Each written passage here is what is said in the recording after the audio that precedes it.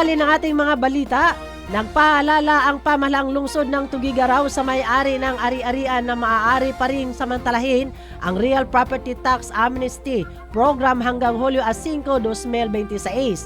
Sa ilalim ng programa, ipagpapatawad ang lahat ng multa, surcharge at interes sa hindi nabayarang real property tax o taxes na naipon bago ang Disyembre at 31, 2024. Basta mabayaran ang pangunahing buwis sa loob ng itinakdang amnesty period.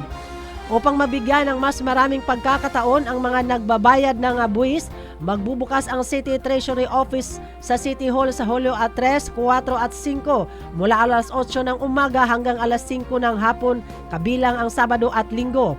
Hinikayat ng lokal na pamahalaan ang mga property owner na samantalahin ang tax amnesty at ayusin ang kanilang mga obligasyon bago ang itinakdang deadline upang makaiwas sa pagbabayad ng karagdagang multa at interes.